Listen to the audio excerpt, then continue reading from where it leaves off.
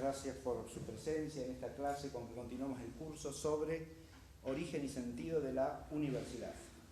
Hoy nos toca el tema de la reforma universitaria del año 1918, que estará a cargo del profesor Mariano Lucas, ¿sí? Que tiene su primera conferencia para la fundación, ¿sí? Así que le auguramos que todo vaya bien y que lo oiremos con suma expectación y benevolencia, ¿sí? Así que este tema se ubica en la perspectiva de la universidad en nuestro territorio, acerca de lo cual ya hemos tenido dos clases, ¿no? Una que dio el profesor Gupil al hablar de las universidades en los reinos de Indias, en general. Y ahí aparecieron las universidades que nos tocaban a nosotros. Y luego el profesor Gómez, en la clase pasada, nos hizo una amplia exposición de la historia de la Universidad de Córdoba hasta llegar a fines del siglo XIX, comienzos del siglo XX, que es de donde va a partir hoy el profesor Lucas. Muchas gracias, profesor. Esta conferencia, esta clase, consta por lo menos de 3 partes, que en un principio iba a tener 4, pero hay que resumir un contenido que es enorme. Para esto me basé el tema de la reforma universitaria del año 18 en estos 3 tomos del profesor Enrique Díaz Araujo, un historiador platense, que se llaman Del laicismo del 80 a la reforma universitaria del 18. Trata la cuestión del laicismo del 80 de una manera que a mí me sorprendió, la cual completa y enriquece el panorama que ya explicó el profesor Gómez. Pero ya me voy a adentrar en eso. Consta de 3 partes, dije. La primera, explicar el título de la conferencia. La segunda, hablar sobre los antecedentes del hecho histórico, la llamada reforma universitaria. Y la tercera parte es explicar los hechos del año 18 en la Universidad de Córdoba. No quiere decir que hablaré de Córdoba solamente en esa tercera parte, porque en los años previos al hecho que nos convoca sucedieron cosas importantes en la Universidad de Córdoba y algunas ya mencionó el profesor Gómez. Esa cuarta parte que dije que iba a tener en un principio iba a ser las consecuencias de la reforma, que las intentaré comentar cuando lea el documento principal de la reforma universitaria del año 18, que es el Manifiesto Liminar. Un documento que emitieron ¿quiénes? Los alumnos, cierta cantidad de alumnos de la Universidad de Córdoba en el año 18, en un acto de rebeldía, manifestándose como rebeldes. Manifiesto Liminar se llama el documento, y la palabra liminar hace alusión a que es un comienzo de algo que continúa hoy día. El profesor Gómez ya explicó cómo casi todo el siglo XIX, con el deán Funes en adelante, hay un espíritu reformista en la Universidad Argentina, particularmente la de Córdoba en este caso,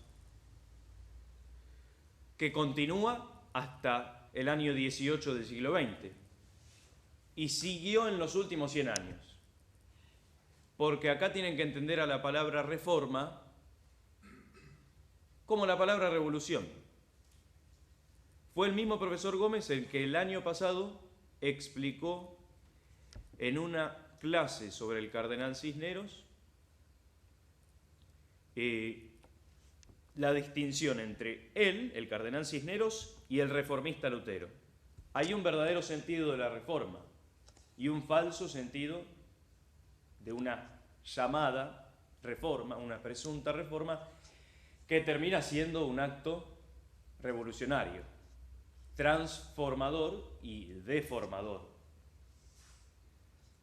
Acá, deformador de la esencia de la universidad, que como ya hemos visto, la tiene. Desde la primera clase hemos visto que tiene su esencia, la universidad. Quisiera, porque hay personas que no presenciaron la primera clase, leer algo que leyó el profesor. Citando a Alfonso X el Sabio, en los tiempos en que se fundaban las primeras universidades en la cristiandad europea. Esto es en las partidas de Alfonso X. Estudio es el ayuntamiento de maestros y escolares que es hecho en algún lugar con voluntad y entendimiento de aprender los saberes. Con voluntad y entendimiento de aprender los saberes. Adelantamos que eso es lo que menos hay en el acto reformista del año 18 y de allí en adelante hasta hoy. 100 años, ¿no? Se ha cumplido un centenario. También dicen las partidas de Alfonso X: ¿cuál debe el pueblo ser en conocer y en amar y en temer a Dios? Ese es el título 12 de las partidas, y en la ley segunda, dentro de ese título, dice: aquel pueblo es bien amado y enderezado a bien, que pugna cuanto más puede conocer a Dios naturalmente, y aún conviene que lo conozca por creencia de la ley que es sobre naturaleza. Para este conocimiento es menester que tenga en sí tres cosas: fe y esperanza y amor. Y fe conviene que tenga en todas maneras, porque el entendimiento del hombre no es tan poderoso que pudiese a Dios conocer cumplidamente, sino por ella. La necesidad de la fe y del conocimiento sobrenatural, porque la sola razón no puede sola, que también es lo que pretenden los jóvenes reformistas del año 18, que la sola razón pretenda bastarse a sí misma. Y lo último que dice las partidas, que nos sirve para esta clase: discípulo debe ser antes el escolar que quisiera tener honra de maestro. Y cuando hubiere bien aprendido el saber, debe venir ante los principales de los estudios que tienen poder de otorgarle licencia para esto. Y deben considerar en secreto, antes de que se le otorguen, si aquel que se la demanda es hombre de buena fama y buenas maneras. Las buenas maneras es lo que menos tienen los jóvenes reformistas del año 18 también.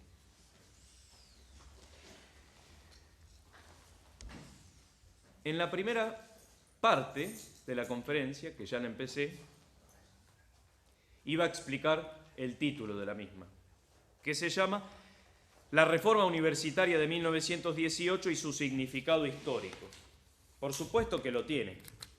Ya les dije que tienen que entender a la palabra reforma como la palabra revolución, y la revolución continúa.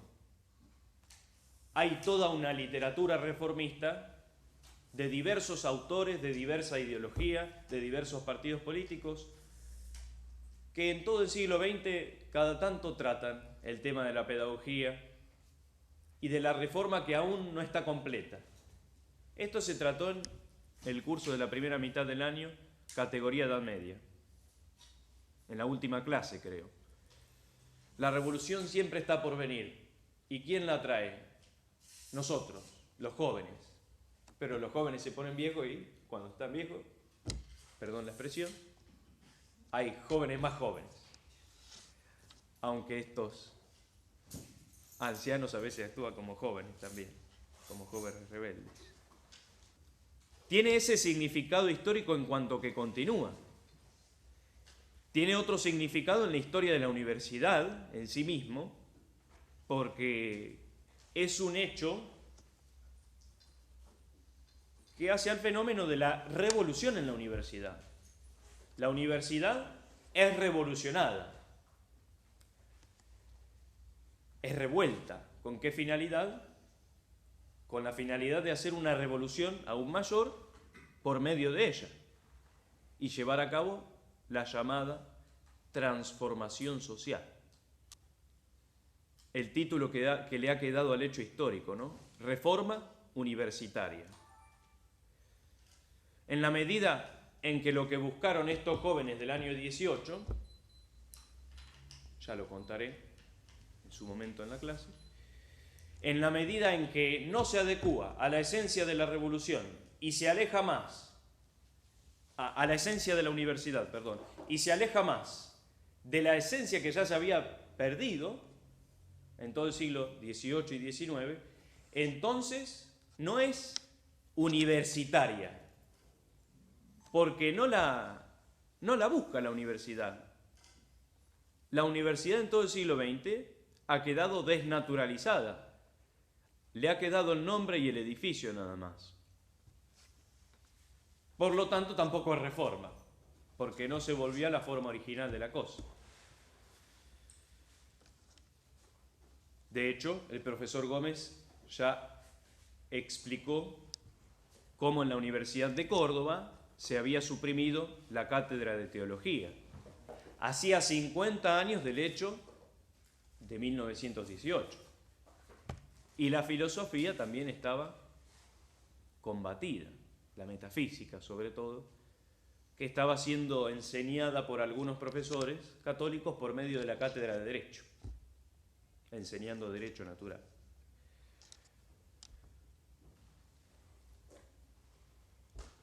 Para continuar la primera parte de la clase, que me parece más importante que las próximas, para que se entienda que es un hecho revolucionario, quisiera ubicar esta clase en otros cursos de la Fundación Santa Ana que ha brindado en los últimos años.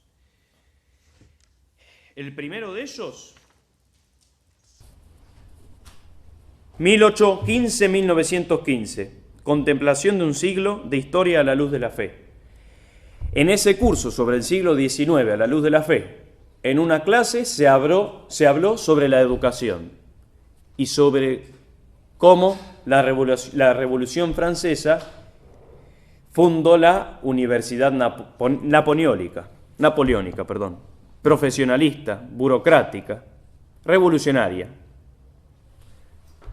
cuya finalidad es educar al ciudadano de la revolución.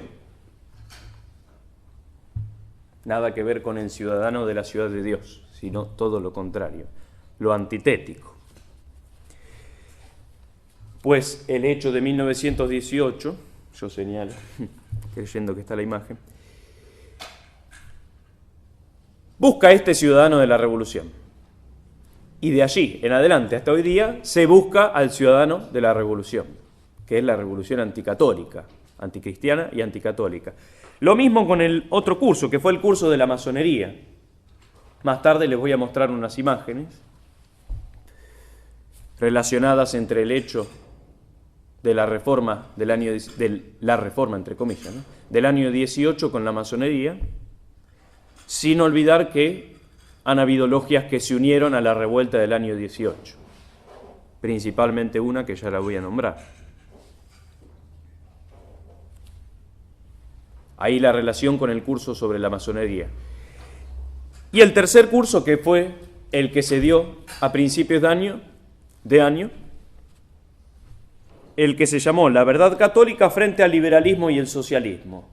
Aquí la verdad católica se abandona y se adhiere y se infiltra en la universidad el error, el liberalismo y el socialismo. Y en ello se quiere educar a los universitarios. Lo mismo en la secundaria también. Hay otros dos cursos que ya nombré, es de la categoría Edad Media.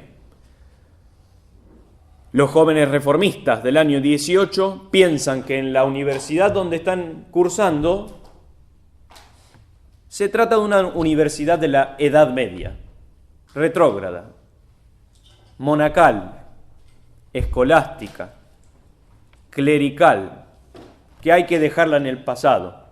¿Por qué? Y por el progreso, por los avances de la razón y por el alcance de la libertad que siempre se está alcanzando y que nunca llega.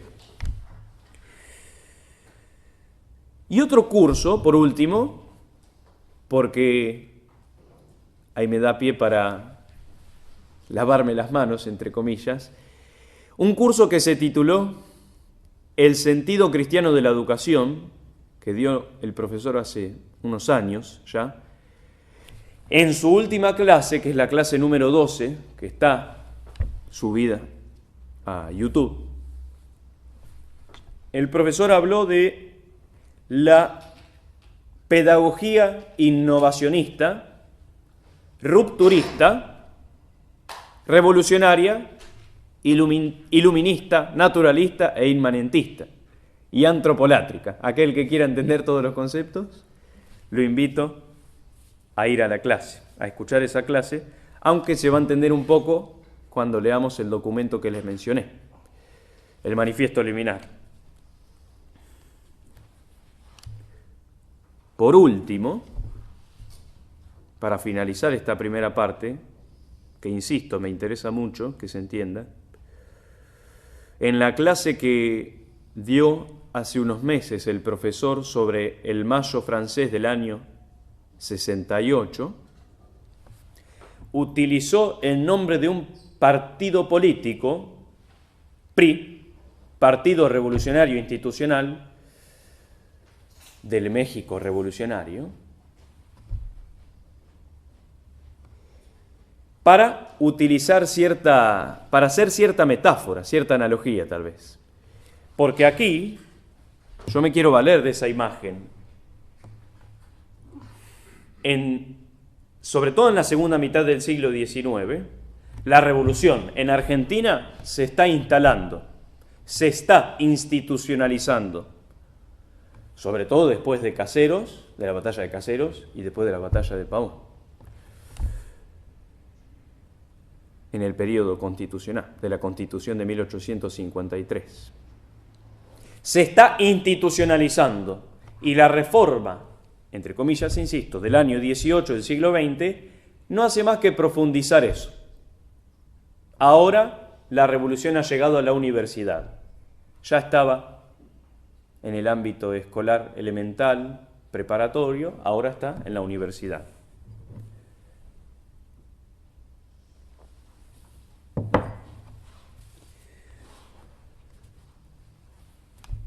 Esa revolución mexicana que acabo de nombrar, que inauguró ese partido político, también ha ocurrido hace 100 años. Fue en 1917, el año en el cual se firmó la Constitución laicista de Querétaro, si no me equivoco, que también es revolucionaria, y enormemente. No hace mucho que lo digo, porque no hace mucho que soy profesor, pero siempre digo que en Hispanoamérica, antes de la Cuba revolucionaria, está el México revolucionario, que también hace lo suyo. Y también es lugar de escape para los revolucionarios de los demás países. Es otra cosa eso. Pasamos a la segunda parte, los antecedentes históricos.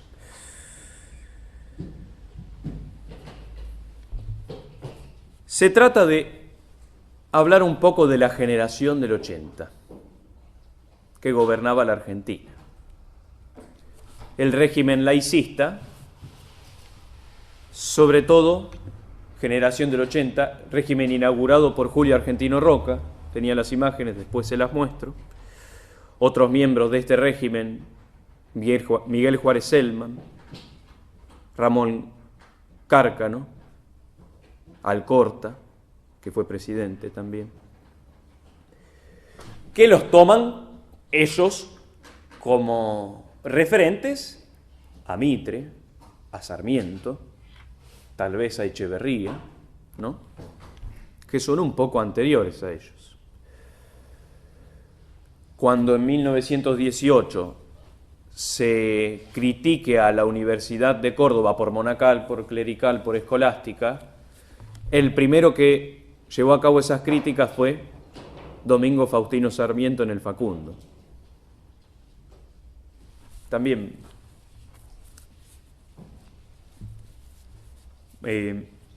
burlescamente, grotescamente como era él, porque verdaderamente era grotesco, exagerador y inentendible cómo se le ha creído a Sarmiento, ¿no? Pero después voy a leer algo. Esta generación del 80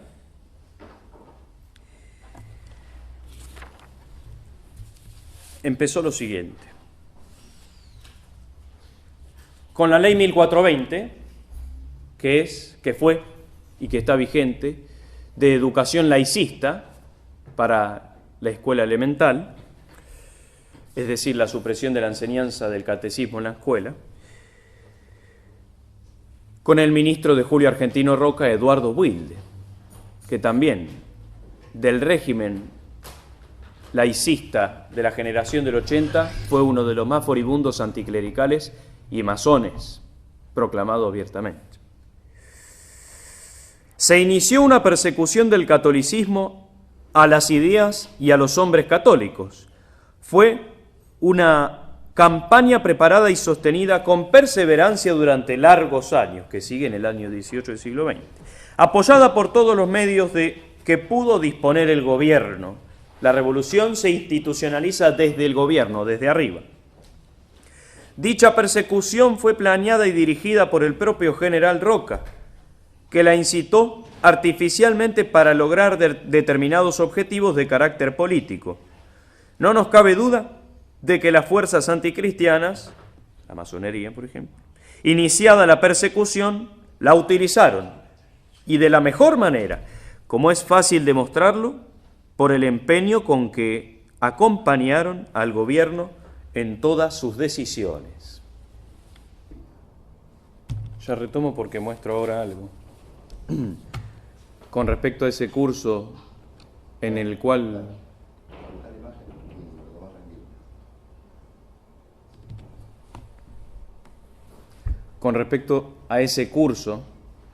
de la historia del siglo XIX a la luz de la fe,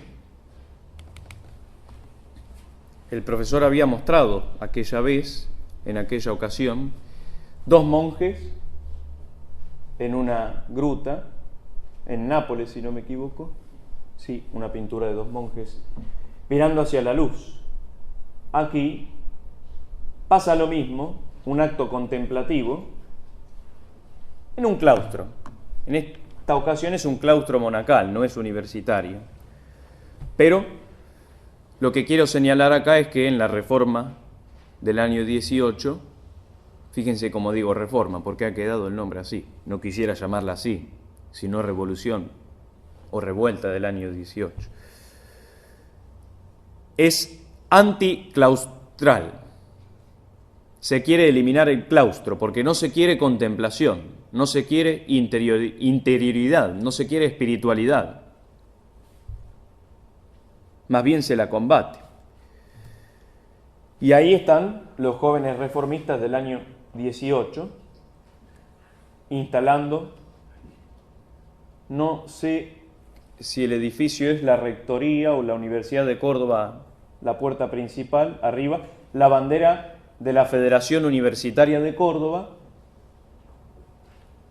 Quería comparar con esta imagen que presentó el profesor como antítesis de los monjes en la gruta, mirando hacia la luz, este hombre que se sube solo a la montaña para enaltecerse y desde allí no mirar más que tinieblas. Las tinieblas de estos jóvenes universitarios no son más que los últimos 100 años. Por su fruto lo reconoceréis. Y quedan dos clases para que se entienda lo que acabo de decir. En relación al curso sobre la masonería,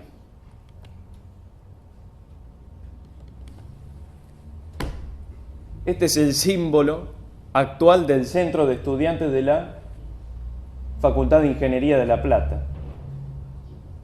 Muy parecido a un símbolo masónico. Quería mostrarlo por eso mismo que acabo de decir de los frutos. Aquí hay un fruto. Aquí hay una placa que la leo, ¿no? En el centenario de la Reforma Universitaria, la masonería argentina saluda a los hombres y a las mujeres, porque hay que incluir a las mujeres, el feminismo hoy, ¿no?, libres de América, y renueva su compromiso en la lucha siempre actual por el libre pensamiento, la libertad de conciencia y la autonomía del saber libre de dogmas, como hace 100 años. La masonería argentina renueva su compromiso con el futuro. Los dolores que quedan son las libertades que faltan. Ese es el inicio del manifiesto liminar de los jóvenes reformistas del 18. Los dolores que quedan son las libertades que faltan. Primera contradicción de los muchachos revoltosos. Dicen que se acaban de liberar, pero falta más libertad. Después, buscando más información, bueno, para que compararan con el otro símbolo, hay un conocido símbolo masónico. Esto es un Twitter, una red social también, buscando imágenes acerca de la reforma del año 18, también como la Gran Logia Argentina, que está modernizada y tiene su red social, habla, ¿no? La reforma universitaria fue un hito emancipatorio que contagió a todo el continente. El pensamiento masónico jugó un rol fundamental en el triunfo de las ideas de la reforma. Lo dicen ellos, no lo digo yo. Después, con respecto al socialismo, no solo es este signo, este es el símbolo de franja morada. Fíjense el parecido con el símbolo comunista. Solo que en lugar de la hoz está la pluma. Porque la revolución al fin y al cabo no la hacen los trabajadores ni los obreros, sino los intelectuales, entre comillas. Eso lo digo ahora. Acá tengo un librito que se llama El Universitario frente a la doctrina marxista, que es una conferencia de Carlos Alberto Saccheri. Este punto parte de una constatación lamentable que es la crisis de las inteligencias vacías. Siempre se ha dicho, sobre todo en ambientes dinerables, en ambientes más prósperos, económicamente hablando, que el marxismo progresa en los estómagos vacíos. Eso es una grave equivocación. El marxismo progresa en relación directa del vacío mental, no del vacío estomacal. Lo mismo decía Jordán Bruno Genta. La revolución se hace con los intelectuales. Los otros sirven, los trabajadores. ¿Cuándo, se preguntaba el profesor Genta, cuándo usted ha visto a un obrero dirigir una revolución? Dirigir. El padre Castellani sería más gracioso, ¿no? Hablaría de gente, de muchachos con pocos alcances naturales, una mente poco amueblada, de reducido campo lumínico. Es relativamente más cómico el padre Castellani. Ahí la tienen a Franja Morada, que está desde los años 80 junto al partido al cual pertenece, la Unión Cívica Radical, dentro de la Internacional Socialista.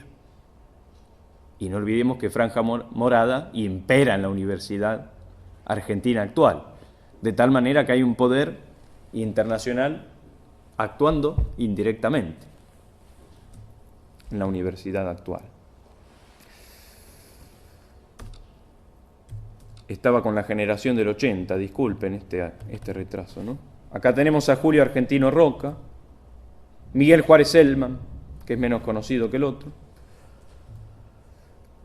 Ramón Cárcano, discípulo de Juárez Selman, que tiene mucho que ver con el liberalismo en Córdoba, y José Manuel Estrada. Este no es del régimen, este combatió al régimen cuando empezó a propagarse la ley 1420 de educación laicista.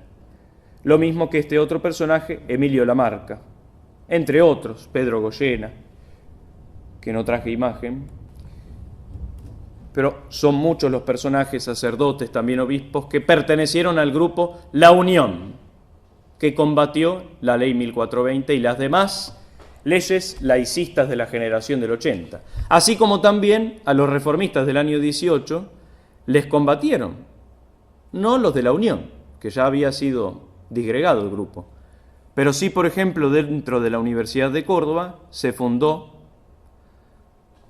para responder a los reformistas, del Comité Pro Reforma Universitaria, jóvenes católicos, o por lo menos reacios a la revuelta, fundaron el Comité Pro Defensa de la Universidad y su propio periódico universitario, ¿no?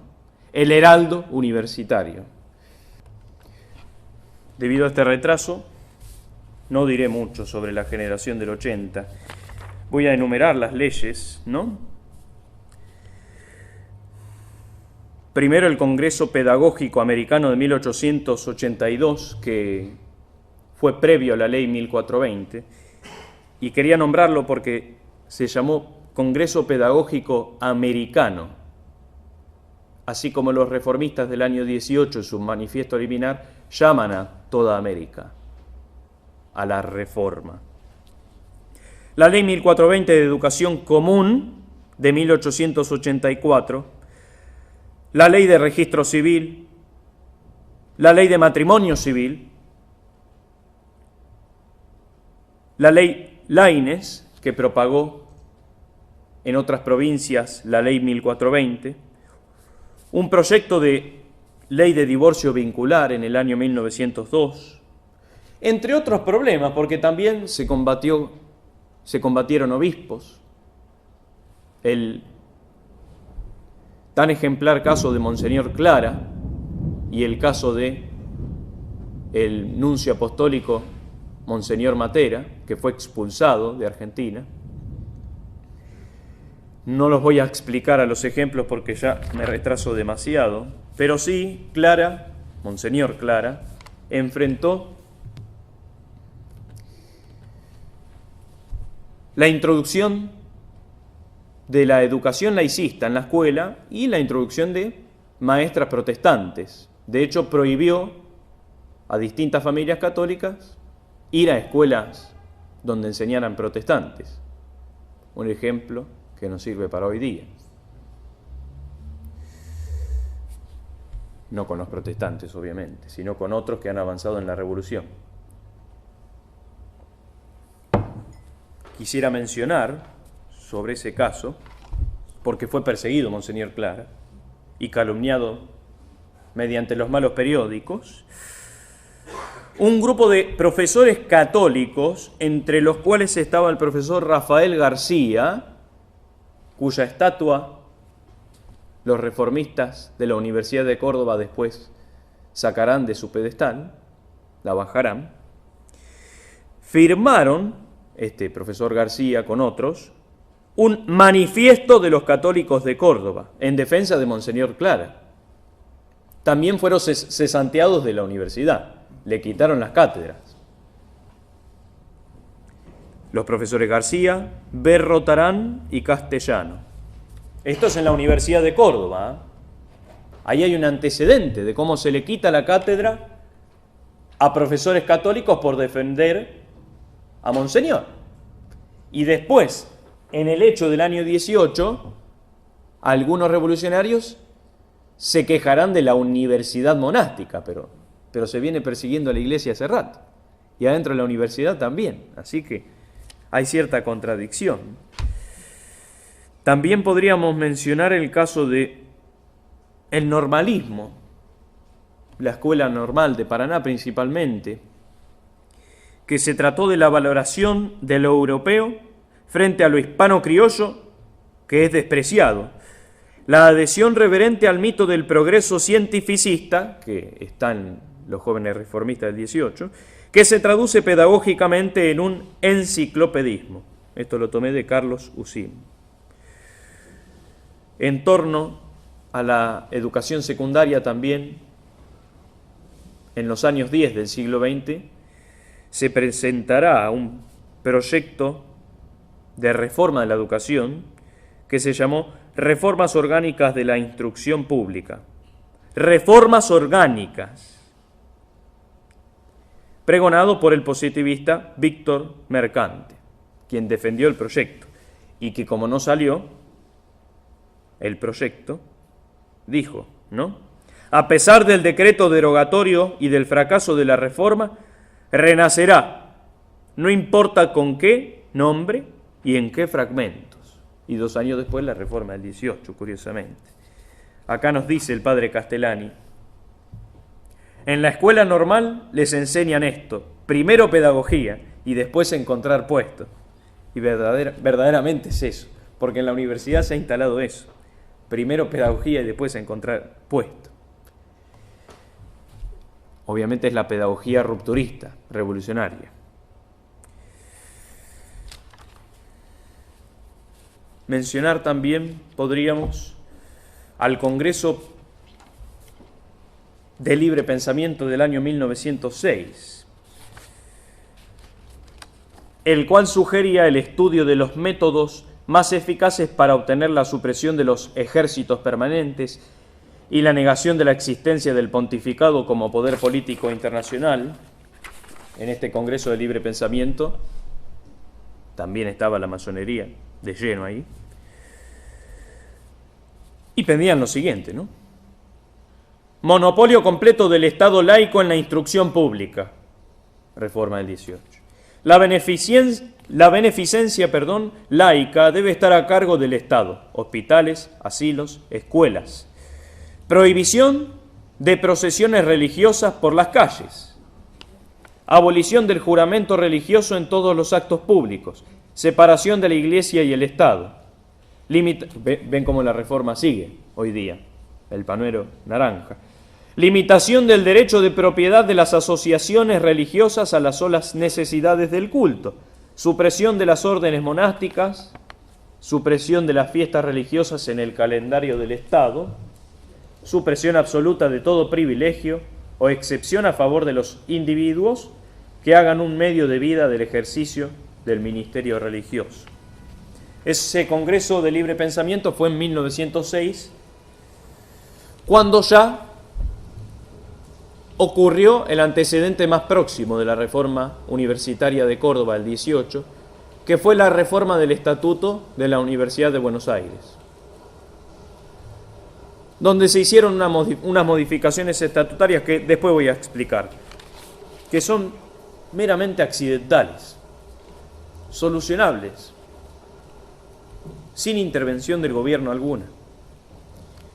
Eso en la reforma del 18 se ve también, y cuando la revuelta desde Córdoba se expande a la ciudad de La Plata, al litoral, como las revueltas, las huelgas de los estudiantes, porque esa es un arma, la huelga, son por cosas accidentales, por cosas que son de cualquier cosa menos de que haya sabiduría en la universidad, en la casa del saber. Cualquier cosa menos eso. Y sigue hoy día, ¿no? Último caso, porque viene bien nombrarlo,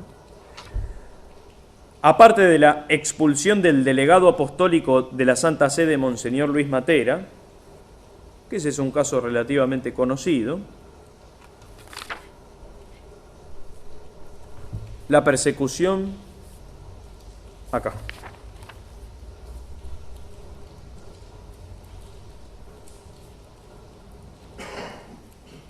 Quisiera leer al profesor Aranjo un segundo.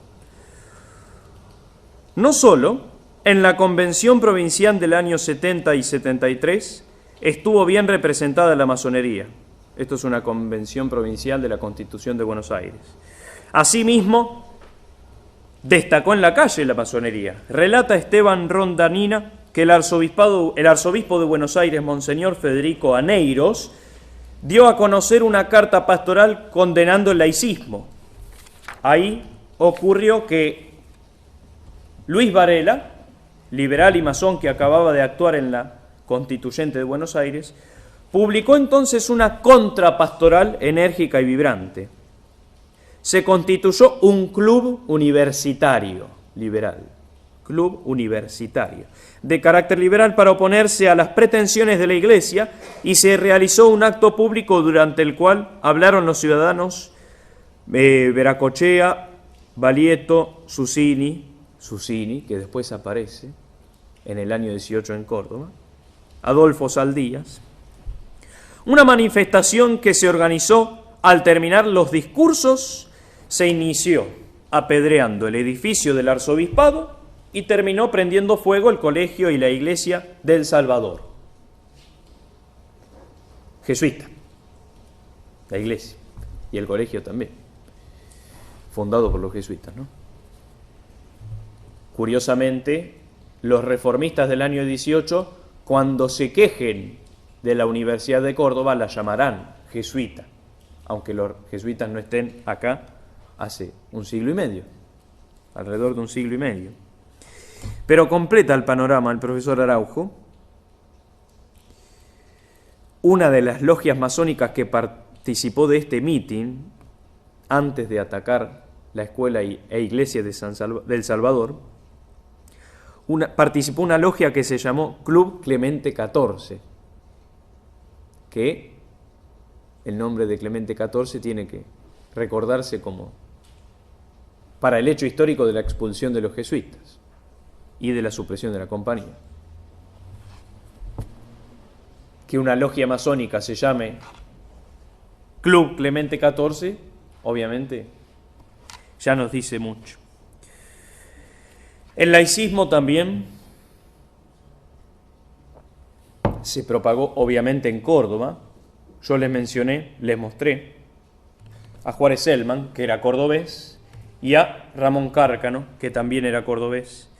Voy a leer un poco a Ramón Cárcano, porque estos ya son no los años remotos previos a la reforma del 18, sino antecedentes que hacen a la historia de Córdoba, la historia de la juventud liberal y anticristiana, que nos dice que el hecho del año 18 no sale de un repollo, tiene todos sus antecedentes, que es lo que uno cree cuando va a la universidad, en este caso un instituto de profesorado. Este hecho histórico salió de la nada y se quejaron los alumnos de unas injusticias en la universidad. Eran justas las quejas y les hicieron caso desde el gobierno y listo. Eso es lo que uno piensa. Pero no es así. Hay todo un conjunto de antecedentes en los cuales me detengo con intención, creo yo, positiva. Dice el mismo Ramón Cárcano, ¿no? La fuerza de propaganda del partido gobernante hállase en el Club de la Juventud Universitaria. Domina en las tribunas y en la vanguardia de asalto. El ministro de Hacienda Buquet un día nos escribe una carta de estímulo y aplauso. Córdoba sufre la tiranía de un gran enemigo, el fanatismo. Lo señalo a las iras de la juventud universitaria. Es necesario denunciarlo al pueblo, combatirlo y aniquilarlo. Al fanatismo, que después se lo combate al fanatismo en la Universidad de Córdoba. Córdoba tiene en su juventud estudiosa, alimentada por ideas nuevas y una política liberal, su fe y su esperanza. Adelante, adelante. Esta proclama inteligentemente calculada, dice Cárcano, nos causa la impresión de un toque de clarín. Todos nos lanzamos a buscar enemigos. Un estudiante encuentra al presbítero Fernando Falorni, quien defendía al obispo castellano desde el periódico La Prensa Católica, y lo derriba de un golpe en la cabeza. Este es un detalle que da Araujo. Otro detalle también, como los jóvenes estos de Córdoba, liberales, se prenden a celebrar el 20 de septiembre, el día 20 de septiembre del año 1870, aniversario de la entrada de Roma, de las tropas de Roma, de Víctor Manuel, en Italia. Monarquía anticatólica también, ¿no? Aparece en Córdoba, nos dice Araujo, un nuevo estilo de operar. Manifestaciones con banderas, marchas extranjeras. No olviden que en Italia están los carbonarios, ¿no? Y ha habido en este periodo, inmigración italiana. Insultos, ataques personales al clero, que también se dan en el año 18 en adelante, con gritos desaforados y rotura de vidrios, peleas con la policía, etc. Otro detalle,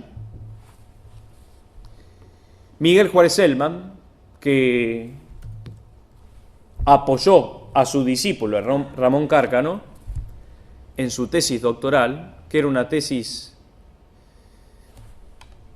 que consistía en igualar a los hijos sacrílegos con los hijos naturales. Igualitarista la tesis, en el derecho jurídico estaba el igualitarismo. Había una evaluación que se llamaba la ignaciana, que ya la nombró el profesor Gómez.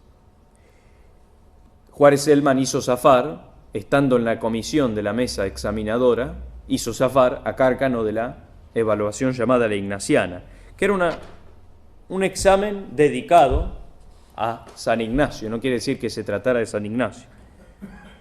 Era principalmente comentar las obras de Pedro Lombardo, algunas cuantas horas.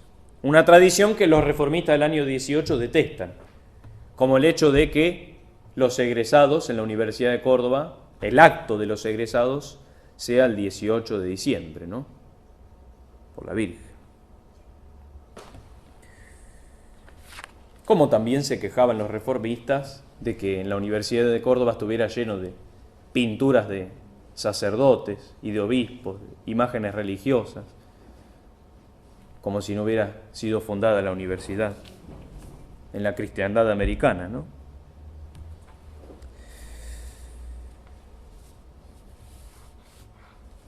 Último caso, ¿no? En un banquete, donde aparece Susini de nuevo, felicitando a Miguel Juárez Celman por los favores que le hizo a Cárcano, donde se reunían los incondicionales de Celman, habla el señor Joaquín B. González, que era más joven, es el que después nacionalizó la Universidad de La Plata, que era la universidad más modernista para los reformistas de Córdoba, una universidad a imitar. También masón, Joaquín B. González. Dice: ¿por qué nos hemos agrupado en torno al doctor Juárez y no de otra persona? La razón es sencilla. El partido que por naturaleza de las cosas pertenece a la juventud es el Partido Liberal, porque es reformista, ahí aparece de nuevo la palabra reforma, con su espléndida bandera de principios, que es por sí mismo una regeneración, digo más, una revolución social. Sobre sus hombros, los de Juárez, pesa el carácter de una época. También hubo una querella, se atacó la sede del diario Los Principios, que era un diario católico, cuando desde este diario se criticó a José Figueroa Alcorta, cuando dijo, por la prensa también, los principios liberales que informan mi credo, esto quería leerlo, religioso. Habló de los principios liberales que informan mi credo religioso, tanto que nos ha dicho, enseñado el profesor Mayeregger, de que en el liberalismo está esta connotación pseudo-religiosa. Bueno, acá Alcorta la expresa. Se ataca la sede del diario Los Principios y un grupo enardecido de liberales asaltó, empapeló la imprenta del diario y ocurrió un atentado que se reiteró en 1901 contra el diario y contra la iglesia de la Merced. Sobre los malos periódicos que también acompañan a los reformistas del 18 y lo vimos en todo el siglo XX hasta hoy día, podríamos leer el inicio del pequeño ensayo de Félix Sardá y Salvani, Los malos periódicos, que empieza así: creo, lector, que si Satanás hubiese de encarnarse en algo digno de su perversidad y de su odio a Dios y al género humano, encarnaríase en un mal periódico. El mal periódico, en el caso del reformismo del año 18, se llamó La Voz del Interior, en el cual participaban algunos miembros del Partido Radical. En esta época, la Unión Cívica no había sido fundada hace mucho. Cuando Mitre traicionó al partido, se dividió el partido y se empezó a llamar Unión Cívica Radical. Pero como señala Araujo, la inmigración que también entra en Córdoba, sobre todo italiana, que se asienta más en el sur de Córdoba, viene con ideas liberales, revolucionarias. Y son los mismos que después, como dice Araujo, querrán que su hijo sea doctor y que vaya a la universidad. Pero sobre todo, menciono esto porque infiltran el partido de la Unión Cívica Radical, generándose una división en torno al año 18, que fue la división entre los rojos y los azules. Los azules fueron los de la Unión Cívica católicos, tradicionales. Y ya me adentro en los hechos del 18, que estaban gobernando la provincia de Córdoba y también estaban dirigiendo la Universidad de Córdoba. Los radicales azules, insisto, tradicionales, no como los rojos, que eran el bando liberal, que en torno al hecho del año 18 se terminó dividiendo formalmente el partido. Este grupo que dirigía la Universidad de Córdoba se llamó Corda Frates, haciendo alusión a un grupo que ya se había fundado en Italia, Corda Fratres. La palabra frates es una suerte de acriollamiento de la palabra fratres. Corazones hermanos quiere decir. Que es cierto, estaban vinculados al gobierno de la provincia y de la universidad, y que nosotros no tenemos por qué ver un mal en eso, porque somos católicos y queremos que la patria sea restaurada en Cristo, y que ellos, los católicos, gobiernen tanto el poder civil como la universidad, es un bien.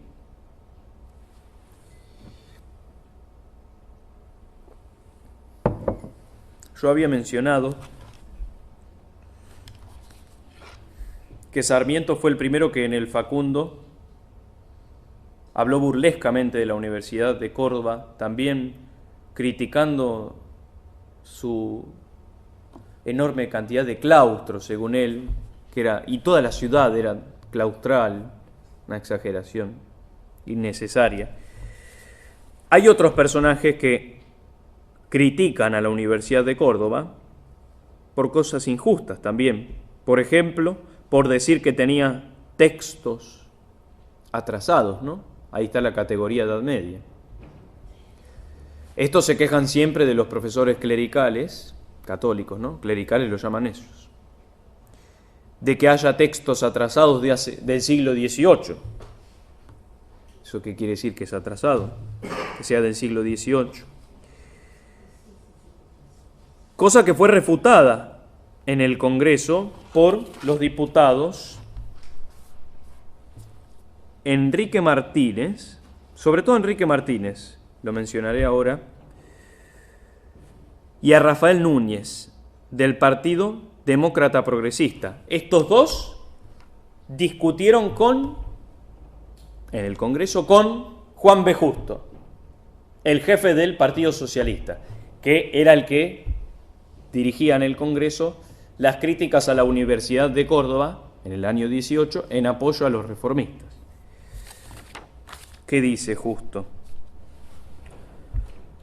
Denunciaba que bajo el nombre de derecho público eclesiástico se imponían profesiones de fe, sí, inconciliables con el espíritu universitario. Se refería a la cátedra de filosofía de derecho con desdén por su ridículo metafísico y absurdo. Ya Eduardo Wilde, el ministro de Educación de instrucción pública de Roca llamaba a la filosofía la pobre diabla. Bueno, imágenes religiosas que critican, dirigentes de la universidad que no quieren estos que estén ahí, libros atrasados, ¿no? Que también fue refutado por el diputado Martínez, señalando que, conociendo al bibliotecario de la universidad, había alguna obrita de Marx, obras de Darwin completas, que no quiere decir tampoco que no hubiera obras revolucionarias, solo que en una universidad que en esencia es católica no tiene por qué haber. También molestaba la presencia de algunos personajes de ese periodo,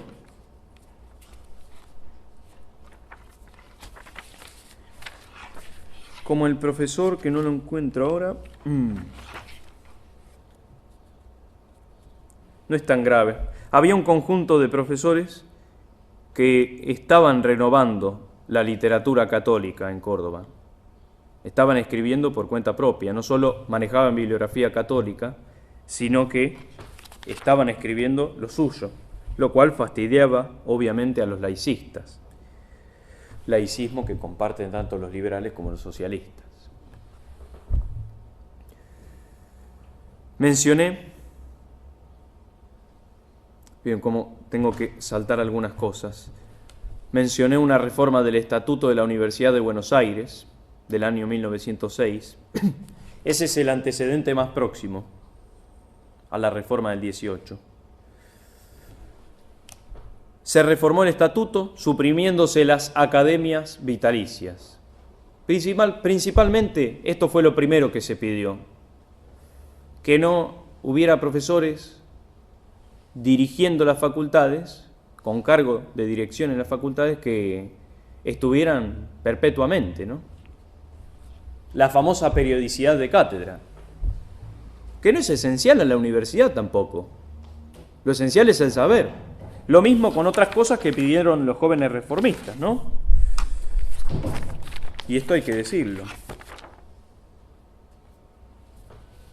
Porque esto fue después de la reforma del 18 y después de que el movimiento reformista se expandió en La Plata, lo mismo que en Buenos Aires, se empezó a pedir la autonomía universitaria, concursos de cátedras, gobierno tripartito, ya se había empezado a pedir ese, periodicidad de los cargos, extensión universitaria, docencia libre, como si no hubiera profesores liberales en la Universidad de Córdoba. Antes de la reforma del 18, docencia libre, o sea, libertad de cátedra. Ya había profesores liberales.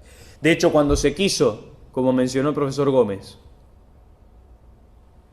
restaurar la cátedra de teología en la Universidad Católica, en la Universidad de Córdoba, fue la mayoría de los profesores liberales los cuales impidieron que se restaurara la cátedra.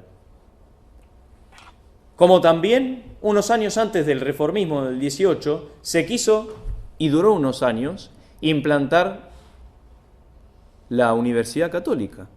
Duró muy poco tiempo, entre el año 10 y el 20, pero fue suprimida, obviamente por no recibir ayuda del gobierno. No es que la universidad era gobernada del todo por los católicos tampoco. Es cierto que en el año 18 había una camarilla que llevaba a cabo el buen combate, ¿no? Y eso es laudable.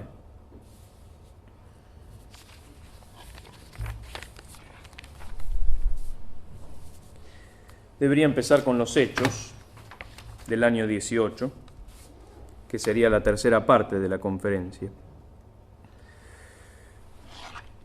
Podríamos distinguir distintas etapas de la revuelta del 18. En un principio, la huelga que empieza a finales del año 1917. Por también una cosa accidental, porque se cerró el hospital de clínicas donde practicaban los practicantes, valga la redundancia, de la Facultad de Medicina. Cosa que podía ser solucionada. Cuestión de tiempo. Innecesaria la huelga. Solo que la perpetúa, los reformistas perpetúan la huelga, porque, insisto, Lo que está de fondo acá es que quieren hacer la revolución y se valen de cosas accidentales, secundarias, para emprender a cabo la revolución, llevarla a cabo. Continúan la deuda en el verano y después al inicio de la cursada de la Universidad de Córdoba en abril del 18. Se suma la Facultad de Ingeniería, se suma la Facultad de Derecho, se suma la FUBA, Federación Universitaria de Buenos Aires, que fue fundada cuando se reformó el estatuto de dicha universidad. Federación, ¿no? A mí me hace acordar justo año 1918, al nombre que se le da a la Unión Soviética en una reforma constitucional, República Socialista Federativa Soviética de Rusia. Las federaciones acá se expanden en toda América también, eso es otra cosa que hay que decir, en todas las universidades y en toda América, para expandir la reforma, la revolución. Así como es internacionalista el comunismo. Los jóvenes reformistas piden al gobierno de Hipólito Yrigoyen, que lo tenemos por aquí, voy a mostrar algunos personajes. Este es Alfredo Palacios, y ahora sigo con Yrigoyen, que participó en los mitines de los jóvenes reformistas del 18, socialista y masón reconocido. Este fue Antonio Nores, el rector católico perteneciente a la Corda Frates, que era dirigida por él, Arturo Vaz. Era una suerte de la Corda Frates de tertulia de algunos caballeros católicos, que era bastante exclusiva. Este es Arturo Orgaz. Estoy haciendo una presentación de los personajes, ¿no? Arturo Orgaz fue el máximo dirigente del Comité por la Córdoba Libre, en el cual se reunían los jóvenes reformistas, entre ellos Deodoro Roca, que es el que escribe el Manifiesto Liminar de la revuelta. Arturo Orgaz, aparte de ser masón, jefe del Comité Córdoba Libre, terminó siendo el presidente del Club Atlético Belgrano. Como también averigüé, la masonería también estaba... Hay bastantes personajes en los clubes atléticos que pertenecen a la masonería en sus inicios. Pero eso es cosa del fútbol, que como dijo el profesor en la época del Mundial, el fútbol es inglés. Este es Deodoro Roca, el que escribió el Manifiesto Liminar. Aquí, sin bigote, Deodoro Roca, más formal que en esta anterior imagen. Acá tenemos un pequeño diario donde aparece Enrique Barros, uno de los jóvenes reformistas, firmante del Manifiesto Liminar, luego destacado médico, junto a José Agusti, fundador y director del diario Córdoba, junto a Alfredo Palacios, difusor de la reforma en América Latina. También había habido algunos problemas porque los reformistas los quería llevar a Alfredo Palacios a dar cátedra en la universidad, pero la Corda Frates no estaba de acuerdo con eso. Gregorio Berman, psiquiatra y oficial médico del Ejército Republicano Español. El profesor Araujo también señala cómo, instalado el reformismo en Argentina después del 18, 19, 20, vendrán exiliados de España, también con sus ideas, ¿no? Con sus ideologías principalmente. Y Mario Bravo, dirigente y legislador socialista. Los unía el ideario reformista. Más que nada se proclamaban ellos, a sí mismos, los jóvenes reformistas, como socialistas, más que como liberales. Ahora voy a leer el documento principal. Este es Enrique Barros de nuevo, que tendrá alto cargo en la Federación Universitaria de Córdoba, que después será apaleado por unos jóvenes católicos. Este es el interventor, José Salinas, fue el último que intervino la universidad en el año 18. Yo les había dicho, los jóvenes pidieron a Irigoyen, el presidente de la nación, que interviniera la universidad. Y después piden autonomía universitaria, ¿no? Pero ahora tiene que intervenir el presidente para ayudarnos a nosotros los revoltosos a hacer lo que queremos llevar a cabo. Este fue el último interventor, este fue el primero, José Nicolás Matienzo, con su monóculo. Este fue Juan B. Justo, el jefe del Partido Socialista, quien, cuando defendió a los reformistas en el Congreso, mientras fue corregido, habló de desenclaustrar la universidad. Ahí hay todo un símbolo. Ya como explicó el profesor, el claustro es la universidad. Yo les dije que había sido corregido Juan B. Justo por el demócrata también Rafael Núñez en el Congreso. Denunció como falsa en el Congreso la llamada falta de discusión libre de ideas vinculada a la infiltración sectaria en la Corda Frates, puesto que según él, según Enrique Martínez, el diputado radical, el 70% de los profesores eran liberales. Y hasta fueron aprobadas tesis sobre el divorcio, habiendo profesores católicos en mesas examinadoras, en la época en la cual se debatía el proyecto del divorcio vincular. Este fue Fray Zenón Bustos, obispo de Córdoba, esta es la única imagen que encontré, que criticó a los jóvenes reformistas en el mismo año 18 por ser hijos de la 1420, por ser educados en la ley 1420 y por no entender el sentido de la universidad. Tendrían que haber venido a la primera clase, pero ya estaban fallecidos. Este es don Hipólito Yrigoyen, el presidente al cual le piden la intervención. Y vuelvo a Palacios.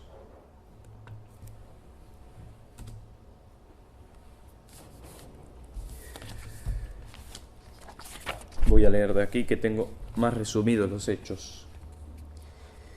Recibió, insisto, apoyo de la Federación Universitaria de Buenos Aires, el Movimiento Reformista de Córdoba.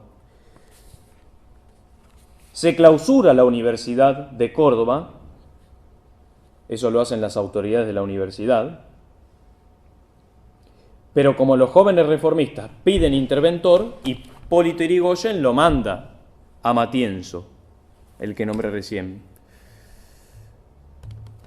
como interventor. Este llevará a cabo una reforma, una primera reforma del estatuto, imitando la reforma del Estatuto de Buenos Aires, del año 6.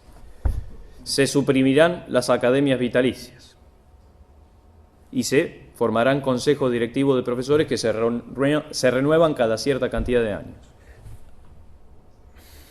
Se da una votación para renovar el claustro docente y ciertas autoridades de las facultades.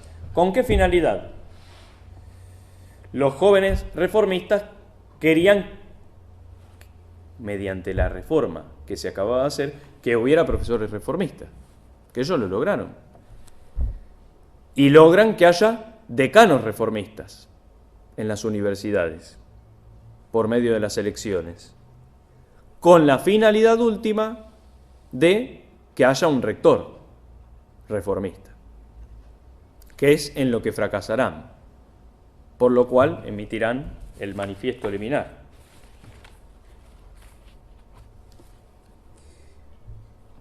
No puedo seguir con los hechos porque creo que me voy a extender demasiado, pero sí dar algunas pautas, porque quiero leer sobre el manifiesto liminar. Ellos, los jóvenes reformistas, tendrán profesores a favor, un profesor de Derecho que también era juez federal, que les facilitará en algunas de sus tropelías, como por ejemplo el alboroto que hicieron el 15 de junio, cuando se votó al rector Nores, ¿no? El rector Nores católico, porque en las elecciones ganó el rector católico. Los jóvenes reformistas publican el manifiesto liminar desconociendo el resultado de las elecciones y hacen un alboroto enorme, desordenan y rompen en el acto en el salón de eventos de la Universidad de Córdoba. Lo mismo harían en la segunda mitad de año cuando tomen la rectoría. También tomarán la rectoría, se quedarán con la llave y el juez federal los hará zafar. Como dije, tienen diputados a favor, senadores a favor. En las cámaras de diputados se les subvenciona, ellos llegan a tener una subvención y esa subvención la usan para enviar al joven que mostré, Enrique Barros, a convencer a Hipólito Yrigoyen y a Salinas, el ministro de Yrigoyen, para que pongan como interventor, después de que fracasara la elección del rector reformista, porque se eligió un católico, para que interviniera el Susini, el señor Susini que nombré, que era de los muchachos de Miguel Juárez Elman, allegado a Ramón Cárcano, laicista, que también había estado en el ataque a la iglesia de El Salvador. Cuando Hipólito Yrigoyen y Salinas son convencidos por Barros, Enrique Barros, que también firma el manifiesto, insisto, lo nombran como interventor a Susini, que es un furibundo anticlerical, y ahí logran que el señor Antonio Nores renuncie a la rectoría y se da un conjunto de renuncias de profesores católicos o antirreformistas que se profundizará después cuando el tercer interventor, José Salinas, adhiera a los reformistas. Adhirió. Araujo dice que Yrigoyen no eligió bien a Salinas, que era, según él, alguien que no era competente para su cargo, y le da a Yrigoyen una suerte de postura de razón de Estado, como que interviene la universidad con personas que van a ceder a las pretensiones de los reformistas, pero con la finalidad de terminar con el alboroto, con el problema. Solo que termina pasando lo contrario, ¿no? Se termina expandiendo a la Universidad de La Plata, a la Universidad de Buenos Aires, a la Universidad del Litoral, que se habían nacionalizado, a la Universidad de Tucumán, donde en los años 20 se sacó a su rector, Juan Bautista Terán, que él había fundado la universidad y era católico, y también fue un gran escritor en contra de la reforma y en pro de un intelecto católico. En fin, la reforma se expanderá. En el manifiesto liminar, disculpen el desorden,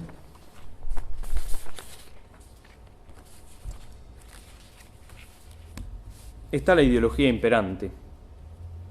Yo leeré algunos de sus fragmentos. Eso sigue hasta ahora. Esto se ha profundizado hasta el día de hoy, pero es lo vigente. La Gaceta Universitaria. A ver, tengo una imagen acá.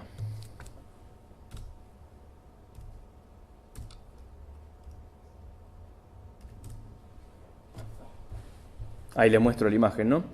Esta es una imagen del Partido Socialista Internacional, o sea, el Partido Comunista, que se había escindido del Partido de Justo, que en este documento, que después se los puedo pasar, indican ser el partido más a favor y explícitamente a favor de los reformistas. Aquí una firma de los miembros de la Federación Universitaria de Córdoba con un ejemplar de la llave de la rectoría. Fíjense acá, ¿no? Federación Universitaria se invita a los estudiantes y a todos los hombres libres de Córdoba al gran meeting que se realizará el domingo del 30 corriente a las 3 p.m. Se invita a la juventud y al pueblo a concurrir al meeting que se realizará hoy, domingo 23 de junio, a las 4 p.m. Acá está el manifiesto liminar, con una frase en latín, que la citan de Tácito, aquí.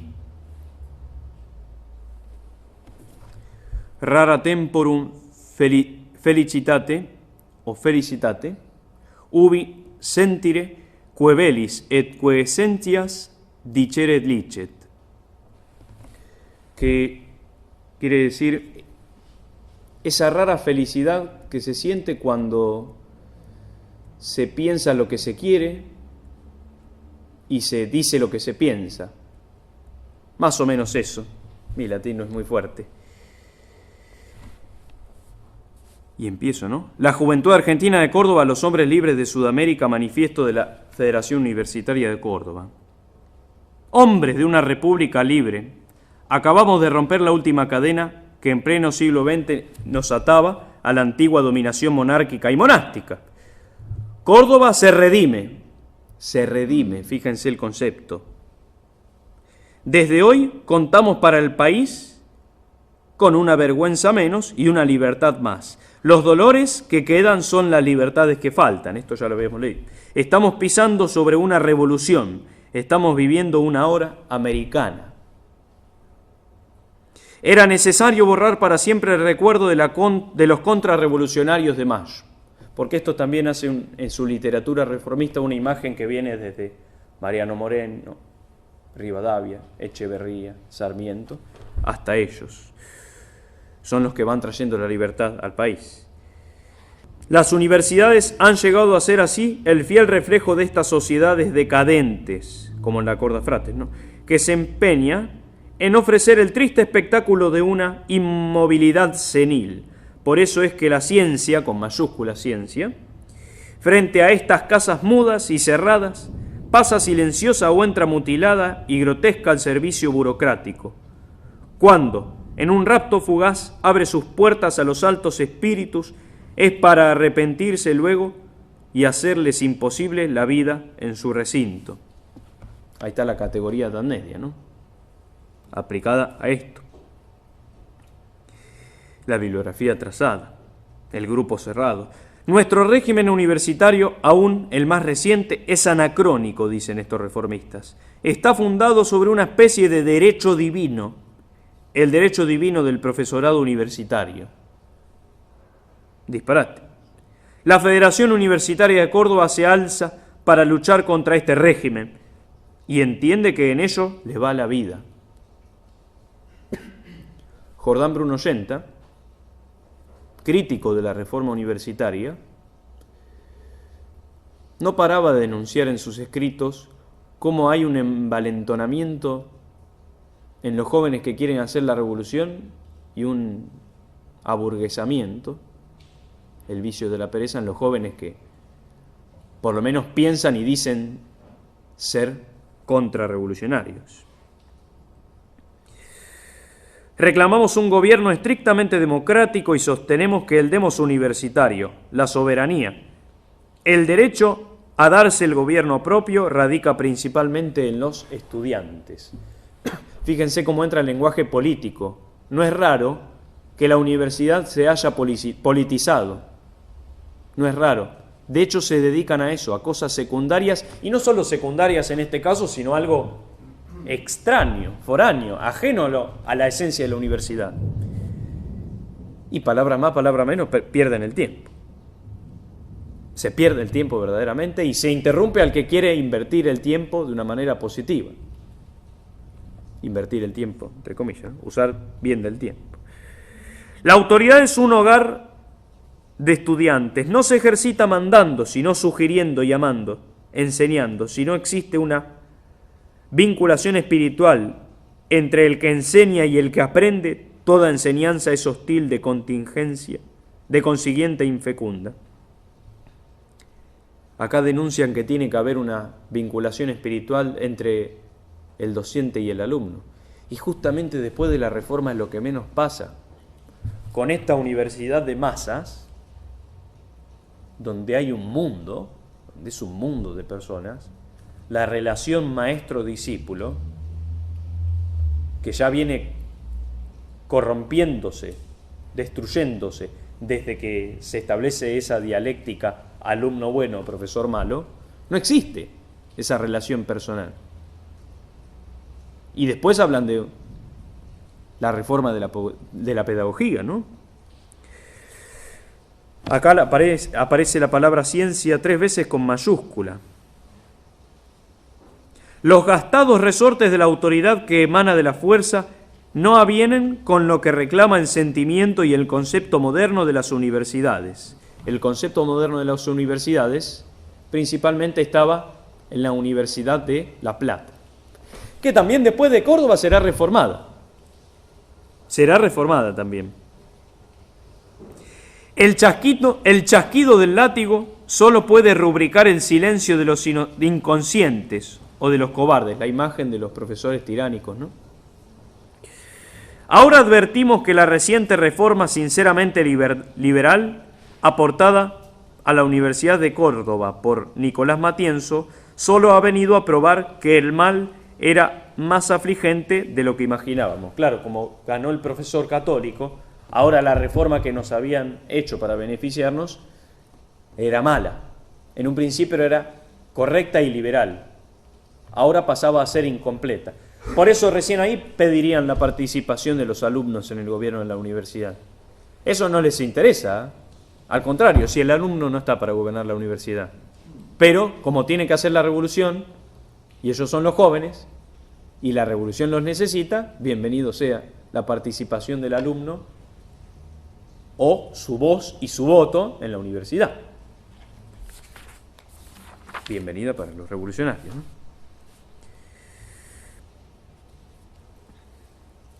Al confesar los ideales y principios que mueven a la juventud en esta hora única de su vida, quiere referir los aspectos locales del conflicto y levantar bien alta la llama que está quemando el viejo reducto de la opresión clerical.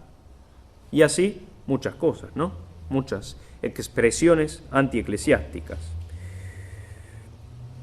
Y se contempla el nacimiento de una verdadera revolución que ha de agrupar bien pronto bajo su bandera a todos los hombres libres del continente.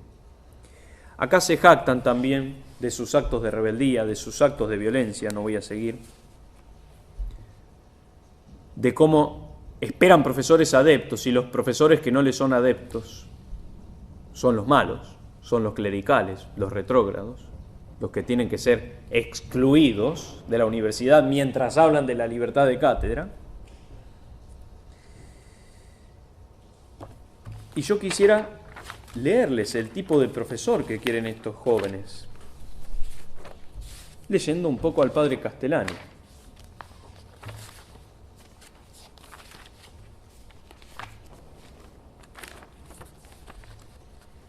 En esta carta al presidente de la República, general Edelmiro Farrell, le escribe, ¿no?, el padre Castellani, porque acá el padre Castellani ve el problema de los docentes después de la reforma universitaria, después de una manera excelsa. Le escribo como profesor titular del conmocionado Instituto del Profesorado, donde se educa una hija suya, y además como periodista que no tiene dónde trabajar actualmente, y vive horrorizado del desorden en que yace ahora la prensa de este país, prostituida y mentirosa. Mi presidente, hace ya 9 años sostengo como una losa sobre mí el cargo de profesor de filosofía en el instituto, con la esperanza de que llegaran tiempos mejores. El santo varón que fue Monseñor Fortunato Devoto me encargó antes de morir que no abandonase ese puesto. Es un puesto penoso, porque el instituto es por el momento una cosa mediocre, o mejor dicho, una cosa informe, una cosa a medio hacer. Se quiso hacer hace 40 años una cosa como la Escuela Normal Superior de París. Se contrataron profesores extranjeros, se edificaron amplios cimientos, demasiado amplios, se empezaron a levantar muros y cuando había 1 o 2 metros de tapia, por una razón que ignoro, se techó apresuradamente. El resultado es una casa donde para entrar hay que agacharse y de donde salen muchos jorobados. Esos son los profesores que quieren, y la universidad quedó así, informe, con un techo bajo, de donde salen todos jorobados. Y así se quiere a los alumnos también.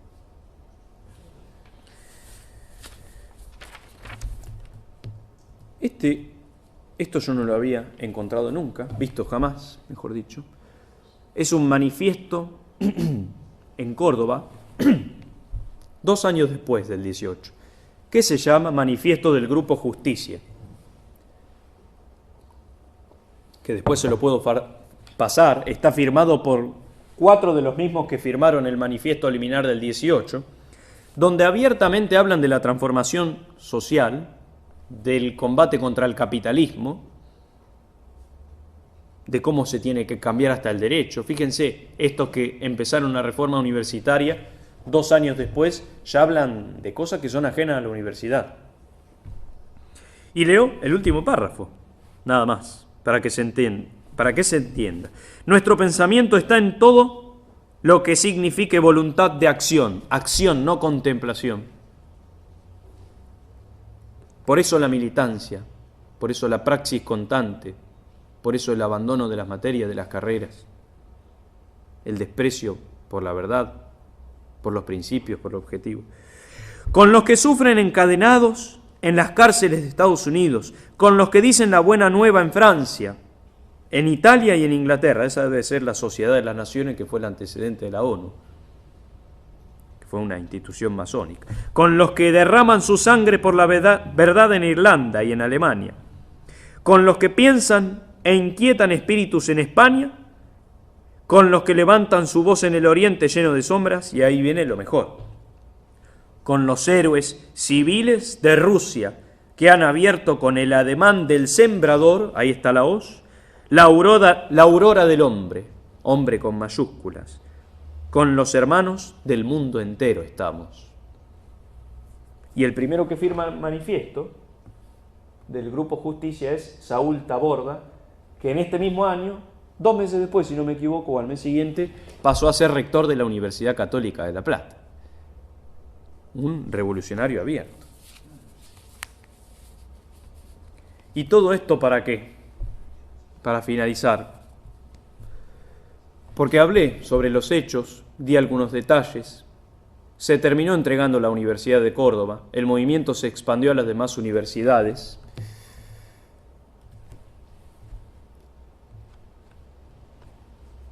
Pero no solo a las demás universidades, sino a América. Yo tenía una lista de autores que exponer, pero impensable.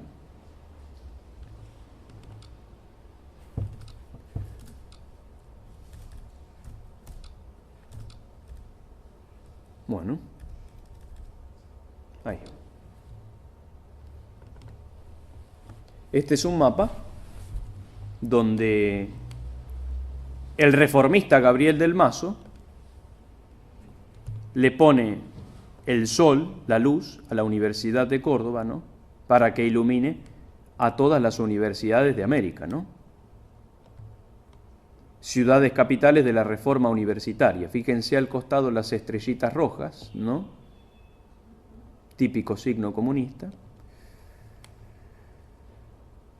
Y abajo dice 1918-1940, Universitas Cordobensis Tucumanis, Universidad de Córdoba del Tucumán, ut portet nomen meum coram gentibus, para que propaguen mi nombre a todas las gentes. Es cristiano, obviamente. Ellos lo utilizan para la revolución, el nombre de la revolución.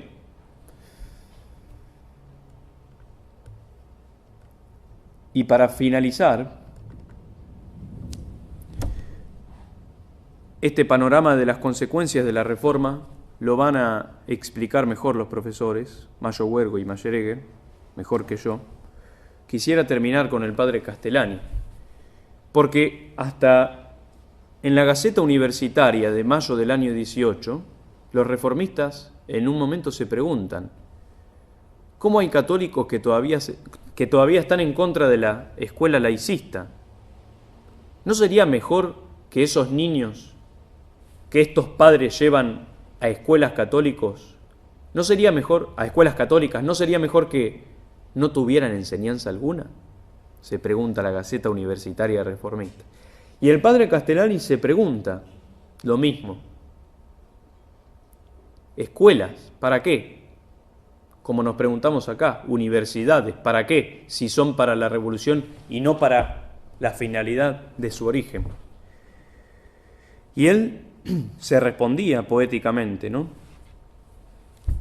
Mas, si yo tuviese un hijo, le daría un buen caballo para huir de las escuelas, los pedantes, los diarios.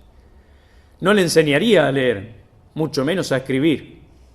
Lo enviaría a las estancias a soñar el porvenir y a aprender la única forma digna nuestra de morir. Y ahí llama al alejamiento, ¿no? Que se encuentra solo en el claustro. Y si el claustro no está en la universidad, ¿para qué la universidad? Me pregunto yo. Si no es una casa de la contemplación y de la sabiduría, ¿para qué? De la relación discípulo-maestro, amorosa, verdaderamente amorosa como debe ser, y como se la encuentra. Si no está eso, ¿para qué? Ese alejamiento nos recuerda el magisterio de las cumbres que expuso Pío XII, ¿no? Es necesario volver a educar en el amor a la montaña, por la poesía que Dios ha escrito en la belleza de sus cimas, y por la facilidad de conservar, viviendo en las montañas, la pureza y la fe de las costumbres. La pureza y la fe de las costumbres. Y el padre Ruta se lo lleva a las montañas, a los universitarios, a un campamento, no a tomar la universidad, no a hacer la revolución, no a pedir cosas secundarias, presuntos derechos, banderitas de turno, ¿qué es lo que son? Se lo lleva a la misa, al lago Nahuel Huapi. Y quiero terminar con esta poesía que se llama Misa, del padre Ruta, haciendo mías sus últimas 2 palabras, ¿no? Sus últimas 4 o 5 palabras, a ver. Sí, 5. Y proponiendo esta imagen, ¿no? Porque acá, Córdoba, que tiene el sol de la revolución para expandirlo a toda América, aquí tenemos a la cruz en el Río de la Plata, ¿no? La cual debe ser pregonada por nosotros y vivida hasta la muerte. Y dice así el padre Ruta, ¿no? Ya que el padre delegado aquí presente dice que ser católico es ir a misa, termino con esta poesía. Junto a la nieve improvisamos el altar. Enfrente, la piedra envuelta en su poncho blanco nos mira. A la izquierda y hacia abajo cae la montaña. In nomine Patris et Filii et Spiritus Sancti. Por vez primera, los acentos litúrgicos llenan el aire de esta altura, la consagran, la sacramentalizan. Susipe Sante Pater. Elevada la patena, ponemos sobre ella nuestro cansancio y nuestro gozo, nuestras ansias y promesas, más aún la montaña, la nívea blancura, los bosques, los lagos. Es la creación entera la que ofrecemos, esta mañana radiante mientras el sol nos besa. Hoc est. Cristo, hostia, traza en el cristal celeste del aire una vertical luminosa, y después la sangre en el cáliz pone el brillo de su rojo. Señor, cada misa es una cumbre. Al bajar de ella, llenos de tu vida, somos los heraldos de tu nombre y de tu reino, los mensajeros de tu nueva, los soldados de tus conquistas. Subir a la misa para bajar iluminados, iluminantes, la verdadera luz, ¿no? Es el cielo comenzado, es la dicha profunda de de Cristo, de los de Cristo. Desayuno, volvemos a cargar las mochilas, la nibia blancura nos encanta, jugamos, bajamos, el bosque, cantamos rezos, el camino, los puentes, las carpas. Padre, por todo, muchas gracias. Nada más.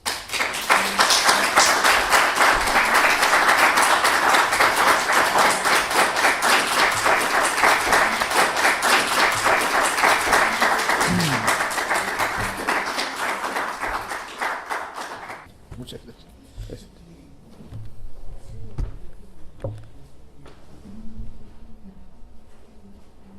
Muy bien.